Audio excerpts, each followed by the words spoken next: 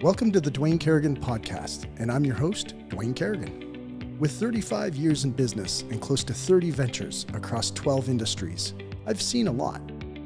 Amid the celebrity allure of entrepreneurship, many exceptional entrepreneurs remain shadowed.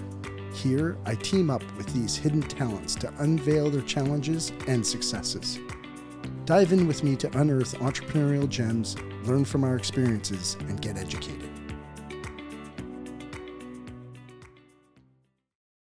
Hey everybody, this is the second conversation for Mara Dorne. If you haven't heard the first one, you definitely want to go back and, like I say, listen to that. But, it's a conversation about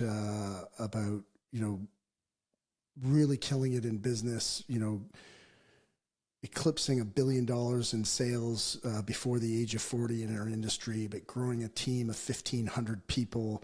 The shift in her life from sales to recruiting to servant leadership. It's a definitely no-miss conversation, and we appreciate you guys being with us. Go back, listen to the first week, and then come back and see us for this week for the second piece of that conversation. Thanks, guys. Appreciate you. You make a comment in your book, look good, feel good, do good, I think it is, if my memory is serving me correct. Yes. Could you talk about that, since we're talking about the gym and all that kind of stuff? And I'd love your perspective on it.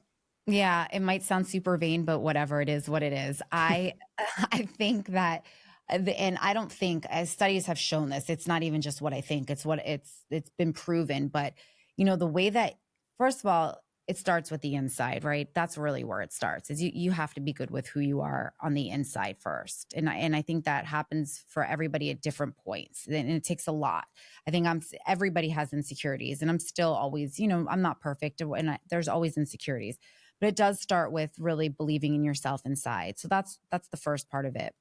But then it's mind, body, and soul, right? If the head ain't right, the whole body is not going to be right. So what does that really mean? It's taking care of your body. So for me, I have to go into the gym. I need 2 hours to myself where I am just Mara. I'm not mommy. I'm not a wife. I'm not a senior regional sales leader. I'm not the host of the bill. I'm just Mara. So I need that, right? That's like my Zen. And then the way that I look on the outside, I was brought up like this. You got one shot in life to have a good first impression. My grandma used to tell me that beauty hurts. So I grew up, just kind of in that mentality. My grandma and my mom put their makeup on before they would even go to the grocery store. And honestly, like anytime I'm feeling horrible, I put my face on, my hair is done. I'm always dressed nice. And I do that because that always helps me reflect, right? I feel good. Now I'm like feeling good. I've gone to the gym. I'm feeling good. I look good on the outside. And when you feel good physically, mentally, spiritually, you perform good. And that's there's many studies that prove that. I love it. I mean, I'm an avid. Sounds a little vain. I don't typically dress up much more than a t-shirt. That's. But that might be your look good for you. That's my look good. And that could be your look good. I want to stress that, like, what looks good for you might not, but if you feel good in it and it looks good for you, then that's your look good, feel good. I'm not saying that you have to dress in a 3-piece suit. I'm not saying that at all.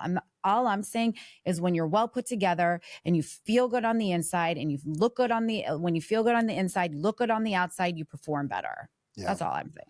No, and I think, one of the things that as you were talking about like getting into the gym and I have a friend that used to work for me actually, and his wife is, been like, started working out. She's, doing the treadmill in her basement, and we were talking a couple of weeks ago, and he told me, he's like, my wife has lost, I think it was 50 or 60 pounds. And I know, and I was like, when he told me, like, I literally started welling up, like even reflecting back on it now, like it makes me, emotional, thinking about like how she must feel, like how much more and I asked him, I said, like, how does she feel about it? Like, how's her energy? How's her vitality? How's her confidence? And he's like, on all levels, it's like changed her life.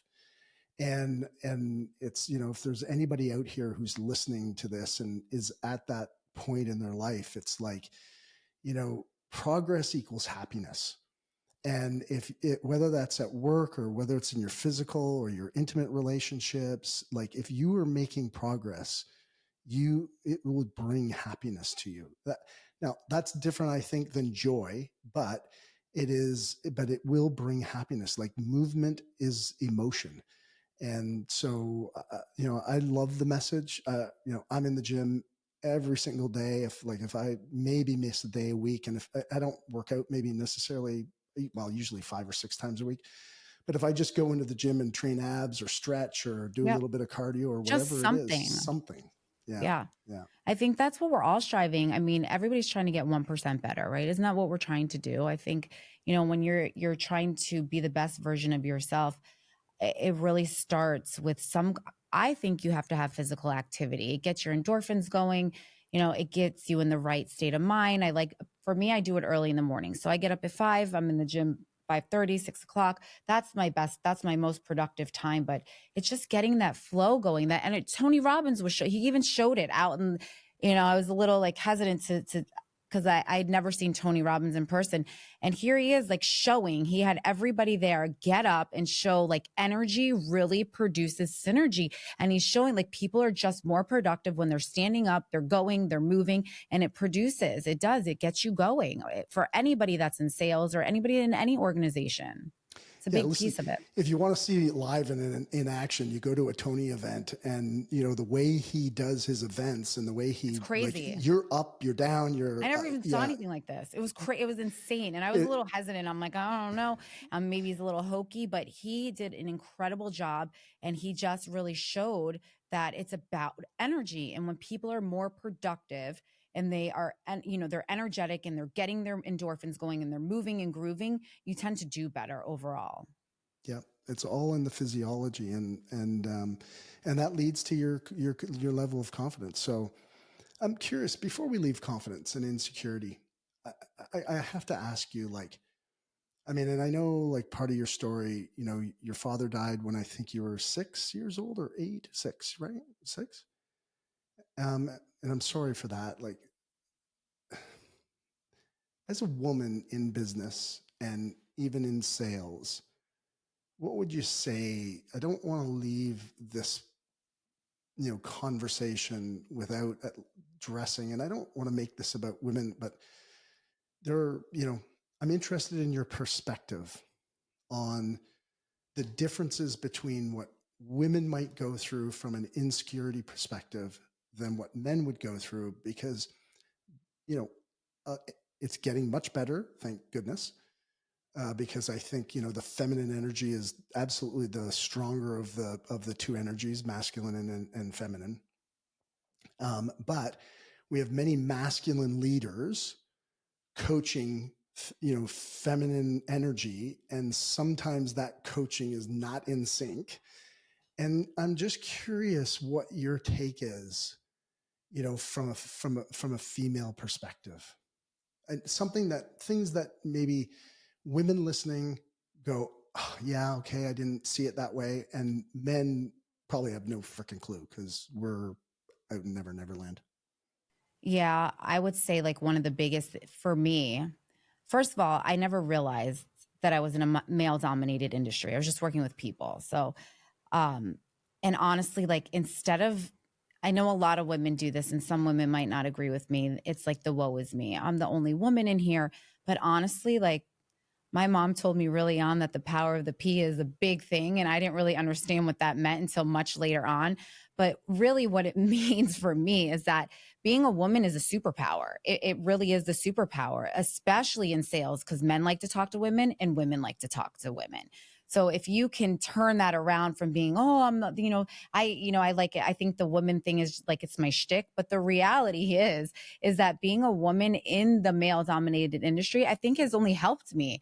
Yeah, there's been times where maybe I think early on, people didn't take me seriously because I was just young, young, pretty little girl. But, as I started to evolve in this, I believe that a lot of men like working with me because I bring that nurturing side. I bring that side that a man doesn't usually have. I would say the hardest thing for me, though, is the mom shaming. That was the hardest part. And then the mom guilt, and just kind of, that battle between and the wife guilt. Like, am I supposed to be home right now cooking dinner and being with my kids? Or is it okay that I'm in Chicago visiting my offices? Or, or when the family would say, oh, but you didn't, you traveled how much? You weren't with the kids how long? So I think that's been the biggest struggle for me. But you know what? I don't really give a shit what they think, to be honest with you, because my kids are so proud. So it's definitely an internal struggle. Of course, it's the guilt that I want to be there. But at the same token, I would say that I'm just as close as any mom can be with their kids. My kids, I love them so much, and they get to see a different perspective of it. They can come to work with me. They can see me on the outside looking in, how hard I've worked, because it wasn't always easy. So I would say that would be the biggest battle that I had to overcome, is the mom shaming. But as So far as like leading, I feel like it's brought a different perspective. how did you come over that? How'd you overcome that? Because I love the conversation from two sides of this, actually, is from, I guess that, and you talk about it in your book, the inner voice, the feminine inner voice that you're constantly dealing with. But I also love it from the perspective of most men wouldn't understand what wife or mom guilt is. And so I'd love to like open up this conversation a little bit to kind of just address it a little bit, if you could. Yeah. So it's funny that you say, like, I always say my husband hasn't made, because all he has to, and my husband does the same thing I do. He's one of my regents, and all he really has to do is just go to work. That's really all he has to do. He doesn't have to worry about the kids. He doesn't have to worry about anything having to do with the kids. We just have to wake home. up. That's it. That's all he has to do. I do everything from the beginning. But you know what? Honestly, like, and this might sound a little old fashioned and kind of contradictory, but I do think that there are, especially if you're working with your husband or your spouse, or, we're both alphas. I'm a real alpha. I do think that at home, there's a big separation, that I am the wife. I do take on the feminine role of being the mom and the wife. I cook, I do clean my house. I have no problem, just assuming the role of the homemaker at that point. I just think that is important. And there is a big distinction at home, that I'm not the male, I'm not the woman in a male dominated industry. I'm just the mom and wife at home. So there's that part of it. But I would say, like, for the mom shaming, I think that is just, if you're a mom, that's just something you're going to battle. At the same time, when you ask me how I overcome that, I mean, my kids have a great life. That's why I do it. So they can. Yeah, I'm not there all the time, but you better believe that when, Hanukkah comes or birthday comes, they get gorgeous, they get nice presents, which is not, materialistic things aren't everything, but we spend a lot of intentional time together. So when I'm home, and I don't know about most moms, but I can tell you right now that I'd be like, for me to be with my kids 24/7, there's just no way. I would not be intentional. So when I am home, it is intentional. The time that I spend with them is extremely intentional. I am very involved with everything that they do. I go to every important event possible. So to overcome, the constant mom shaming, I just have to remind myself that my purpose is greater than who I am. My kids are at the forefront of that. And yeah, when I'm traveling, and there have been times that I haven't gotten home for a football match. But at the end of the day, I'm trying to build something for my kids, a legacy to leave behind. Is it always going to be an internal? I think, yeah, I'm human. Yeah, it's always going to be an internal battle. But overall, when I really think about it, I don't think my kids are suffering at all. And you can ask any of them. I don't think that they're suffering, or they get any less mom time or any less of me. One of my questions was actually going to be, is this something that a woman ever gets over? Like, this mom shaming thing? And you just kind of said, no, not really. Like, I think I'll always have I know, of course, there's always guilt there. There is absolute guilt, and I'm definitely the mom that comes to, like, the football meets with, like, her heels on, and, like, I'm on the phone and trying to get things done, and I'm super, hands flying, and I'm always the last to know what's going on, or I'm sending my kid on Spirit Day and the wrong color Spirit stuff, and I'm juggling stuff, but it's it's like a balance balancing act. Like at some point, I would say you got to give yourself grace. Moms have to we do not give ourselves enough grace. That being a mom just in itself is difficult. Then being a mom and an entrepreneur or businesswoman, and being a mom entrepreneur wife, and then being a mom entrepreneur wife who is a daughter and has, like everything else. There's a point where you just have to allow yourself some grace. And I am guilty of it, and trying to remind myself sometimes that not everything is going to go according to plan. And sometimes there's going to be, I always look at my life like a boat with holes in it, I plug some of them, but then some keep falling. So I'm like constantly trying to plug the hole, but I'm only human. I can't do everything. And I think a lot of moms, we battle that. We want to be everything to everybody, and that's not always possible. Thank you for sharing that. I wrote a whole bunch there. And so the one word you used was give yourself grace. Yes. Allow grace. And then the other things that I wrote down was like, and these are, I guess, are questions like, where do they fall? Do they apply to this? Was it something that you consciously made an effort towards? But these were the words that I wrote down when you were talking: meaning, purpose, self-love, laughter. And then I wrote one word down that's actually the complete opposite, which is suffering. And I just wondered, like, where do any of those kind of also fall in with grace?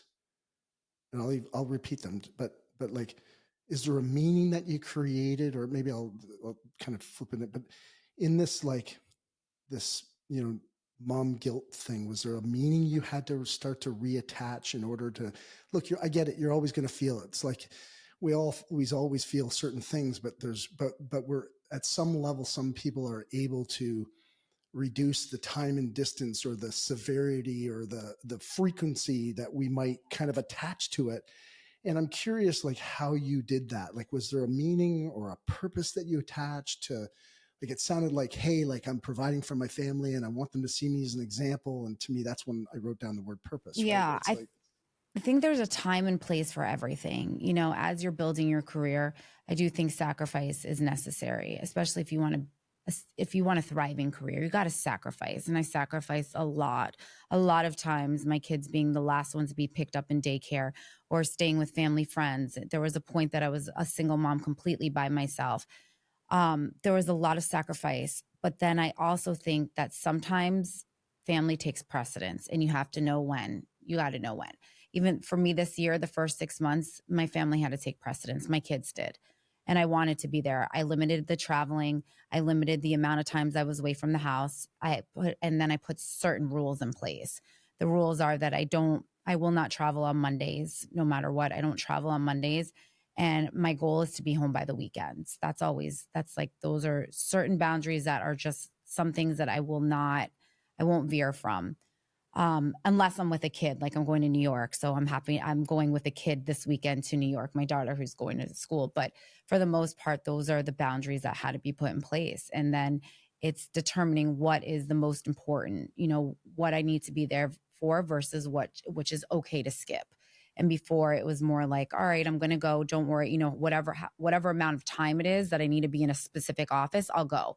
But now I have X amount of days that you can get me in the office, and X amount of time that I'll allot for, period, end of story.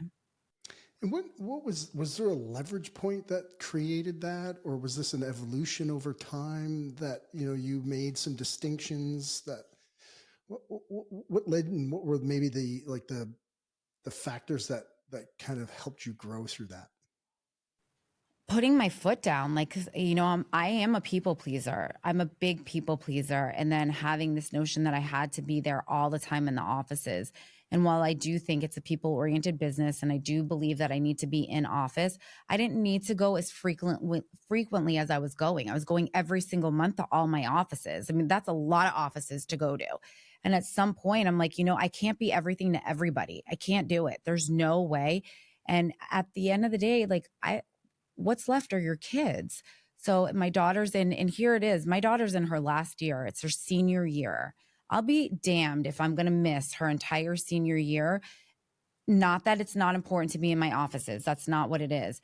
But I feel like at this juncture in my life, the most important person who I will not get the memories back with, because this is her last year, her senior year, is my daughter. So I am going to make every possible time available for her and spend this last year at home because she's going away to making memories with her. I mean, I'm just not going to compromise it.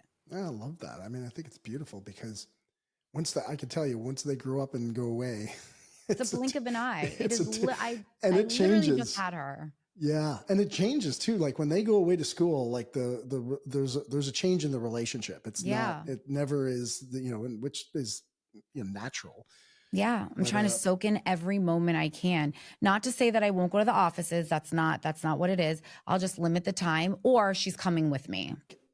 from a female in business, what do you think has been the biggest struggle for you, or the thing you had to adapt or adjust most significantly in your pursuit and growth?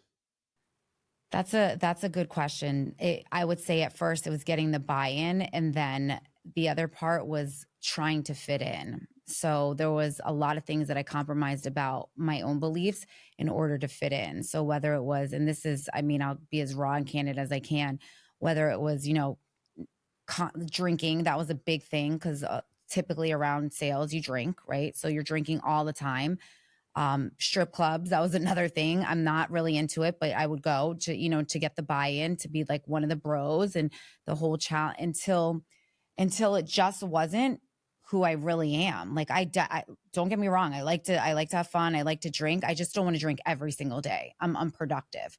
And there was a lot of things that I compromised in order to, to get the buy-in and to fit in and to get the people to run through walls for me, hang out with my people all the time. My whole life centered around the business, and it still does, but there are definitive, clear boundaries on it because it can lead to a lot of problems if you don't have boundaries. And I might have been wrong here, but I just wrote this down, so please, correct me. But you had kind of talked about sales, these, I'll call them divisions. That's not the right word, but sales, recruiting, and then leadership. Was the fit in, was that a constant theme through all of those cycles for you, or was it more on the leadership side, or was it as you're building your business, and where did that show up most? As a salesperson, yeah, I mean, you're hanging out, you're having a good time, but that's a different role completely. Like that's that, and that was a much younger version of me. So it was like to be expected. I was in my 20s in that point. But then as you're in leadership, you're trying to, get the buy-in from everybody, show everybody a good time. You want people to really like you. You want them to stick around. You want retention. So you're entertaining and you're doing things that you want to make sure that these people are sticking around for. And salespeople, I mean, they like to drink. Typically, they do. They like to drink. They like to have a good time. So there were many times where I even compromised going home at night, where I'm hanging out instead of being at home where I should have been. Um, and realizing people are going to like you. You don't have to go out all the time in the clubs, in the strip club. You don't have to do that for people to like you. You don't. People like you when you're authentic and you believe in them. And yeah, you can take them. So now I'm very selective. We can go to winner's dinner, we can hang out, we can drink a little, but I'm definitely not getting sloshed in front of you anymore. It's not happening. Right. Because it doesn't build, all it does is it takes away your validity, and it takes away from who you are as a leader. Then they start believing less in you, not more in you. And was that part of the evolution for you as a leader, to just kind of As a thought leader, yes. Yeah. I was a leader. Yeah, I was able to lead, but I wasn't leading, showing the right things. Like I don't want my people in there drinking. I don't want them doing that. I want them in the gym, not the club. So which is funny because where our culture really stemmed around a lot of liquor and a lot of good times. Yes, we still have it. Absolutely. We have the Christmas parties. We have, the occasional dinner for sure. But we're not pulling our people out anymore and going to drink with them. That's not what we're doing. We're bringing stuff in, we're doing all different kinds of things to deter that kind of behavior. We're bringing in the intentionality, the thought leadership, and bringing people to conferences. That's the focus. The drinking and it'll be fun for a while, but it gets real old. Yeah. What do you think what have the benefits been? Does the team kind of because you'd probably have some new people and some older people from back in the day. So what's the feedback? I mean, I think, look, everybody has a great time. But the culture that is just it's not a culture that you can thrive in. It becomes a toxic environment. That's really what happens, is it becomes completely toxic and unproductive. So I would say, like, the take now, yeah, we all have a good time. I don't care what age you are, 25 or 65. Everyone wants to have a good time. That doesn't change. It's just the focus has changed, that we're not focusing our business centered around drinking. There was a point where we had a business, our office was right next to the bar. That was like it was the best. We had some great times, It's the but it was best and the probably worst one of of the most times. unproductive. Yeah, we literally would be there in the afternoon drinking, and we come back. I mean, but the business has shifted. And honestly, like, post COVID, you just can't do that with your people. You can't do that, set the precedents and the guidelines around drinking. It doesn't work. Not long term, at least. Yeah, no, it makes sense. Yeah, totally makes sense. And is that like from like from a servant leadership? Because we talked about that a little bit, like, or well, I had mentioned it, just through you owning I'll call it owning your stuff, right? So owning your shit. That it's obvious, like, in how you communicate and how you think and how you take responsibility. Um, is this just an extension and then into servant leadership? Like, how has that kind of grown for you as your business has grown, and what has it meant to you as an individual and essentially a business owner, right? I mean, like, you know, I think it's maturity. I think that's really what it's come down to, is kind of maturing in the business. And that's what you want for your other people. You want them to see you not drunk in the clubs, but you want them to see you develop into a thought leader, into somebody that has a little bit more to offer than a tequila bottle. So it's been great for my business. I think I've gained a lot more respect across the board. Yeah, people liked me. I don't know that they necessarily respected me 10 years ago, sloshed with my agents and posting the drunk picture. I don't think that, but now when you see, like, instead of doing, a sloshy club with them, we'll do a training, a mind frame training, a mindset thing, or there's just, I think as a leader in general, it's just made me more credible, instead of just like that party, let's go kind of deal. I mean, that's just not what I'm looking to do. I have kids, they're watching. My daughter's older, my sons are watching. It's just not what I want to portray. It's cool for the moment, but it's the evolution of being, a mature thought leader. you'd made a comment. You said a word that I wrote down earlier, and I forget actually the context that it came up in, but I just remember writing it down. I circled it, but the word was ego. And I wonder, like, is this, what's that path look like for you, in whether, I don't want to use word like deleveraging the ego or accepting of the ego or whatever. And then, you're young and you're doing whatever. But how's that whole process? Is this part of it? What's that look like for you? Yeah, I mean, there's a lot of ego and imposter syndrome that comes along with it too. The ego now, look, I used to be the youngest one in the business. I was one of the young ones. So now I'm really a seasoned older woman in the business. It's definitely bruised my ego for sure. But but in the same regard, it's been a hard pill to swallow, because I don't want it. I hate getting older. However, it's allowed me to humble myself a lot more too, just kind of not forget where I came from. And these kids that are on their high horses, we see it all the time. They grow wings, they do really, really well. But, at the end of the day, you will find something or somebody that's going to humble you. So there's been a lot of humbling, a lot of grounding, a lot of introspection, and a lot of more self development and understanding more who I am. I think for a lot of us in your 20s and 30s, you don't really know who you are.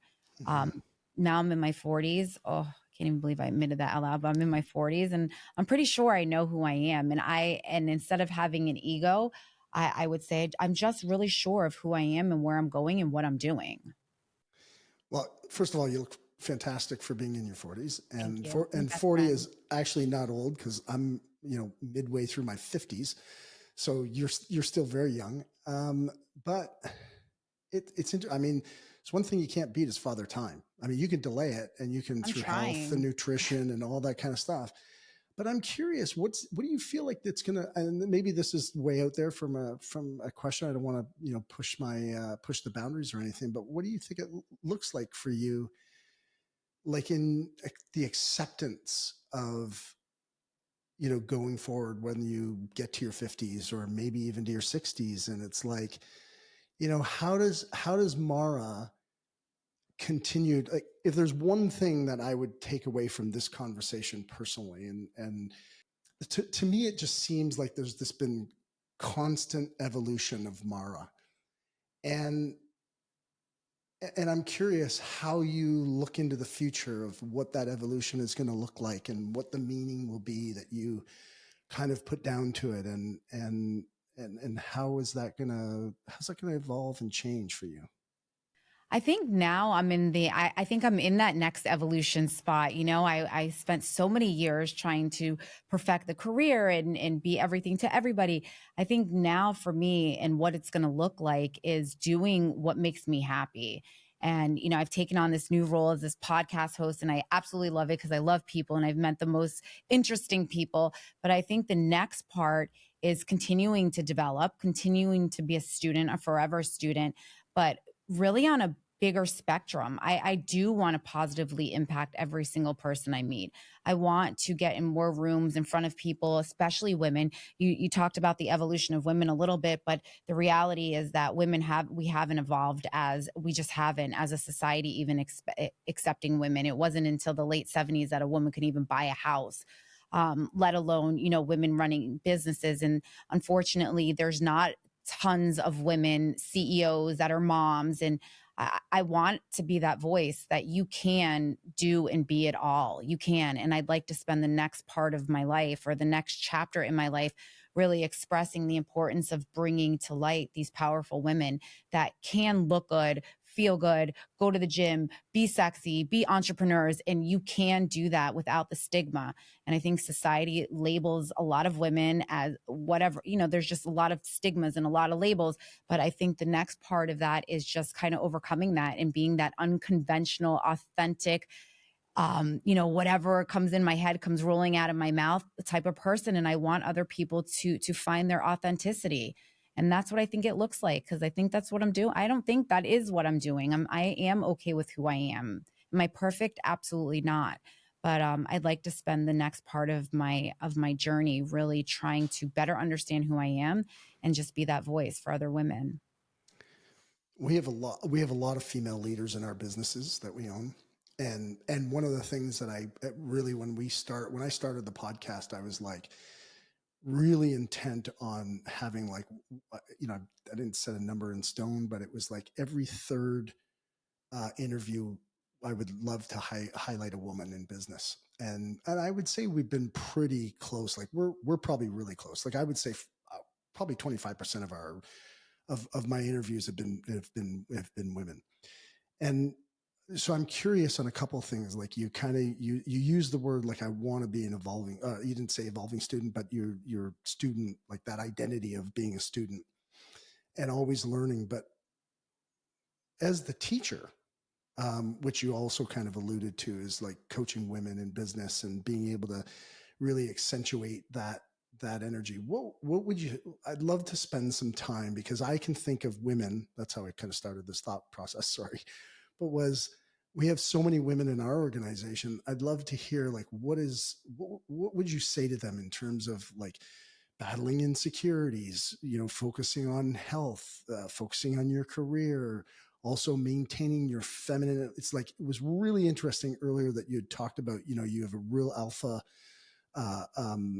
approach to business, but then when you come home, you're very maternal. You put the feminine energy in, and I think that that's amazing. It's because nothing can kill a relationship faster than a woman showing up with masculine energy, trying to match up against their husband. It typically ends in disaster. It's usually typically only a matter of time. Uh, so I just love some of these things that you've been saying. So I'd love to explore it more. I think you said it all. That's what I would, if I was in front of women that are leaders, there's a lot of things that women are not very upfront about. Um, I would say, even this, like the GLP ones, nobody wants to talk about the Ozempic or, their Botox, or there's nothing wrong with any of that. Number one, that's number one. And I bring that up because we're in a society where people have so much to say and they give you so many unwarranted, unsolicited advice. I find that all the time, but that's part of that. If it's broken, feel free to fix it. It's okay. It doesn't matter what other people think. I'm upfront about it all the time. My hair's fake, my tan's fake. A lot of things are fake, but it makes me feel good. It's okay. It makes me a better leader. I'm better for it. I feel good. So I would definitely highlight that. I think people don't want to talk about that. Another big thing that women don't want to talk about that's hard is, I don't know if I suffer really bad from anxiety. I mean, panic, anxiety, mental illness, it's a real thing, but I also think that people use that as a crutch and instead of a superpower. So, yeah, shit happens. You have anxiety, but that doesn't mean you get to stay home. You don't get to stay home because you have your period either. You got to go to work. You have to do that. And I do see women in my business use it as a crutch all the time. I have my period. I can't come to work. Well, like it's part of life. Got to go. Same thing with anxiety. Don't let the anxiety control you. You can control that. As far as kids, work-life balance, I don't think that's a real thing. I think that we're doing the best we can. And I think there's work-life priority, not balance. So, these are definite topics. I did a mind frame topic. I did a mind frame talk in Vegas to these girls because the leaders came to me and said, my agents won't come to work because they have their period. I'm like, that's crazy. That's insane. That's crazy. I went to work the day that I had my kids. Like, this makes no sense to me. So we talked about, not letting, I think Nike says it best, just do it. You got to do it. Just do it. You got to stop getting in the way of yourself, because most of the time it's you getting in the way of you. And that's a big thing that we talk about. And stop worrying about the noise out here. Stop it. Stop worrying about what other people have to say. There's always going to be people to say things, always. But it is okay to exude your feminine energy. It's okay. I'm unconventional. I wear the 6-inch, the 9-inch, whatever these inches are, stilettos. I still like to dress like as a woman. I don't have to dress, and I don't dress conventionally either. I don't speak conventionally, might not even look conventionally, but that's okay. It's okay. You can be whoever you want in business. And I think a lot of times women feel victim to societal roles and what they think other people want them to be, instead of just being their authentic self. And it shines through. Shines through in work and business. I mean, if you made me come here in a suit, I would be so uncomfortable that I would never perform the way, like a full suit. I would never perform the way that I'm supposed to. Yeah. No, I love this. It's all about authenticity. So I didn't know you suffered from anxiety. And do you mind sharing a little bit about that? Because there's so many people who you've obviously at some level have overcome it. But there's a lot of people who get stuck in it for whatever reasons. I'd love to hear your thought processes, and not just the thought process, but the actual real, like, here was the real struggle, and here's what I did to overcome it. Here was the practice or the process and it took time, whatever. I'd just love to hear this story from you. So my battle with anxiety, I think I've always had anxiety. My first like real encounter was in my 20s. I was on vacation with my boyfriend at the time, and I woke up out of a sleep, and I thought I was dying. Like, and if you've ever had anxiety, that's what it feels like. You're having a heart attack. And I'm sure somewhere in there it's equated to my dad dying of a heart attack very young. I'm sure it's all related. So that was like the first spat I had ever had of anxiety or panic. And then later on, like as I started to have kids and, more problems come, I started to really, really feel the effects of anxiety. I've been to therapy for it. They diagnosed me with anxiety. I decided for me, taking medication was not something that I wanted to do. I really wanted to channel it different ways. So that's part of the reason I work out, is because I can channel it through that.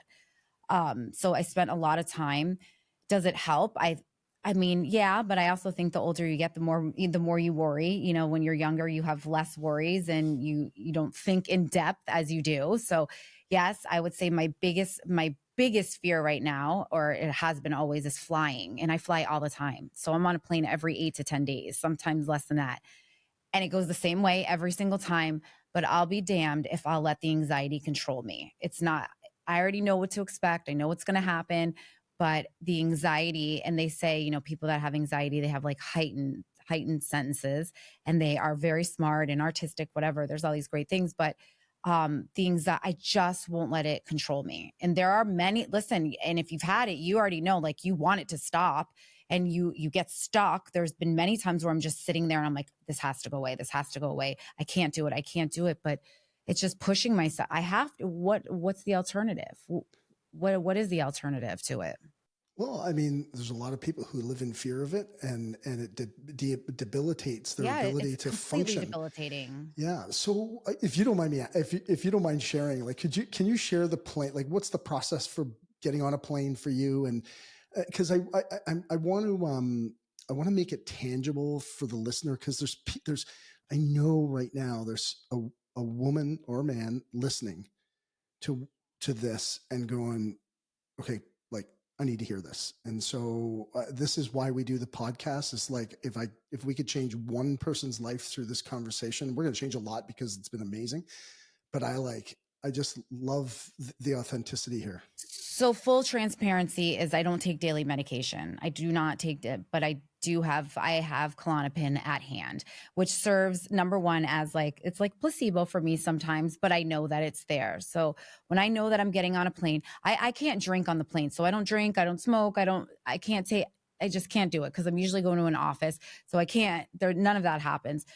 But I also know that, that I have Klonopin on hand, and there's nothing wrong with that. So if it gets really bad, just to save myself the embarrassment and anyone that's with me, I'll have the Klonopin at hand. And that's a complete last resort.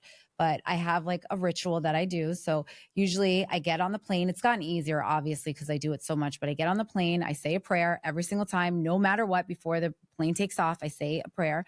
I sit on the plane and usually listen. I'm looking around. This is just my crazy mind. No, I definitely look in the cockpits and make sure I always look. I'm like, hopefully he's not drunk. And I think all of that has to do with a control issue, because if I sat in the cockpit, I think it'd be a lot better.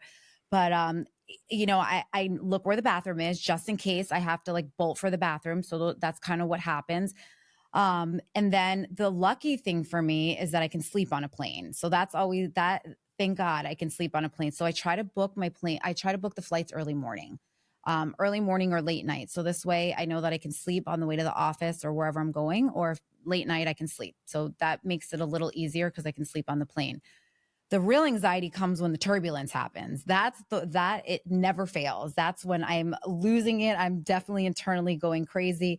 But at that time, just kind of looking around and nobody seems to be bothered by it. No, like I'm looking around and people thinking like, nobody feels this. Everyone's just doing their thing. So when I'm looking around at everybody's faces and seeing what's going on, I usually calm down, and then, and I'll usually download a ton of movies. So I'm kind of distracted the whole time, or I'm working, which helps a lot too. So that's kind of the process. And if it gets really, really bad, I will take a Klonopin which takes the edge off completely. So there's nothing wrong with that. But just to put myself in, whatever normal is, but in a capacity to where it's not overtaking me. And realistically, I tell myself all the time that, flying is a lot safer than any other mode of transportation, but that's what happens with the anxiety. And then anytime it happens outside of that, same kind of process. I know that I have the Klonopin. That's a complete last resort. I'll usually try to breathe through it. So I'll concentrate on my breathing, try to redirect my mind, whether I am getting on social media or I'm calling somebody. I would say have a safe buddy, somebody that understands what you're going through. That's a big thing. So usually if it's happening and I'm not with my husband, he happens to understand it really well, I'll call him. I have another friend that suffers too. So having a safe buddy is really important. But just reminding myself that you're not going to die from a panic attack. I always remind myself of that. I also know that it's not going to last forever. It'll usually go away 10 to 15 minutes. So just breathe it out. And then by the time I do all of those things, it's usually, a lot worse than what I thought it was. Thank you for sharing. Those are all my steps. It's a whole thing. Well, got a whole thing. Listen, thank I have you a whole for process. Love. Thank you for sharing the experience and the process. Like it's I don't know if Tony shared this with the audience when you were there last week, but he's got these things he calls the 3 pillars of progress. See it as it is, not worse than it is. See it the way you want it to be, and then make it that way. And it seems like that's like a natural kind of, uh, development for you, a process for you that you kind of like, this, would you say you're a very structured person? In some sense, I am. Yes. In some things, yes, very structured, not organized, but very structured on the things that I do. Pretty regimented. Like, yes, there's definite things that I do every single day. Yeah, for sure. Because it's just like, I think the power that you give yourself, even with this anxiety, like getting onto the plane and you've created this system that works for Mara. Or the Eh, craziness. but it's Crazy. yeah, but I mean, we all have this stuff. Like there's always like, everybody has something that they're dealing with. And to say like somebody goes, well, I don't feel anxiety. You're full of shit. Like at Yeah. some level, you You're dealing felt with it. anxiety somewhere, sometime. Maybe you don't feel it like on a ritualistic basis for certain things, but like I remember once, like I was scuba diving on a holiday, and I got, we're under the water, scuba dive, I don't know, 100 times, like, and all of a sudden, like I'm down there, and I'm got super anxious, and I'm like, and I was like, oh shit, oh shit. And then my initial, like, I was like, fuck, I got to go to the top, but I'm 50, 60 feet down. I'm probably more than that. So I can't just swim to the top. Right. And then I just was like, okay, like, but when I'm in business, and there's something that is, an angst for me, I have a process where I just like,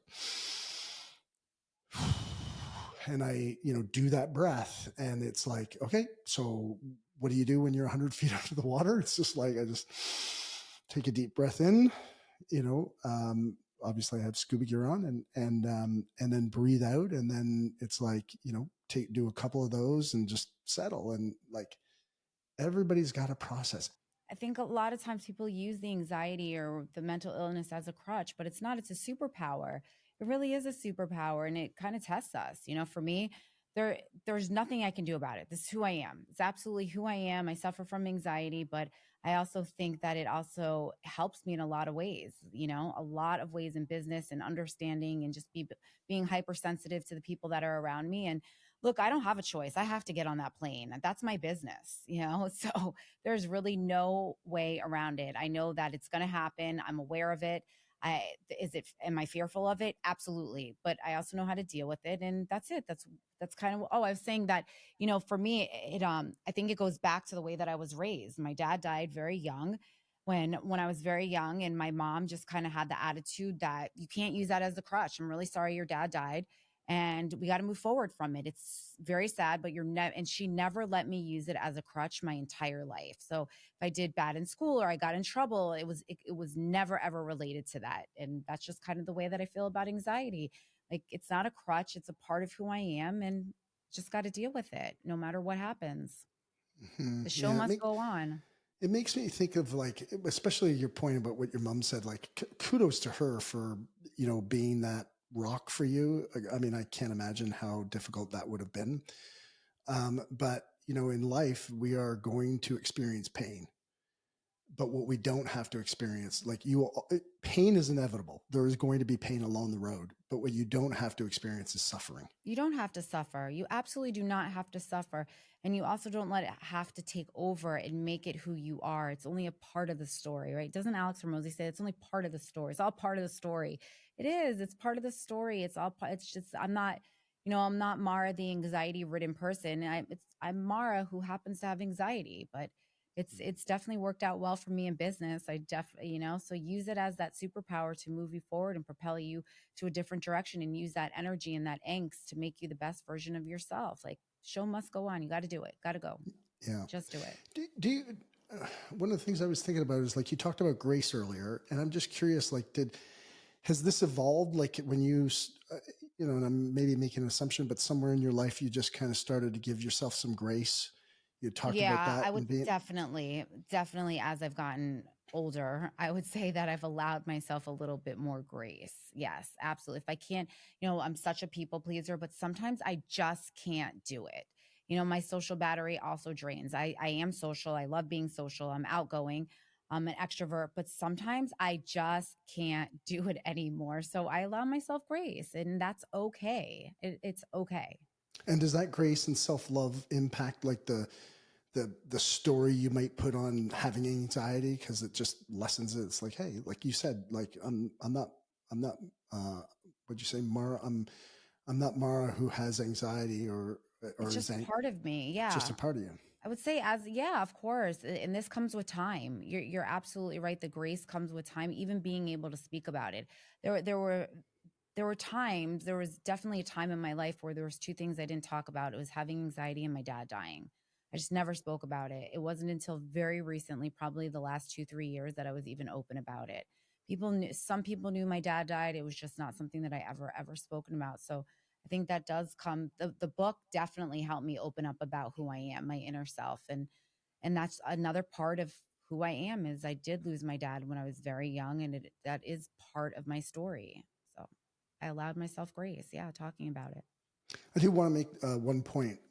I'm actually buying a copy of your book for every female manager in our company. That is so Just so, nice. yeah. I just want you to know that, because just the content looks so real, and you've not just wrote about your story, but you've created it in a way that like people can use it as a process driven for themselves to I love recreate their own story. So You just thank made you my whole for. day. Uh, no, well, thank you. You wrote it, not me. Uh, How many women do you have there? I'm trying to see how many books we have no, left. I'm not telling you because I want to buy them. I don't want you to give them to us. No, I'm happy to. Books and learning and being a student is all part of the process. And so, yeah, no,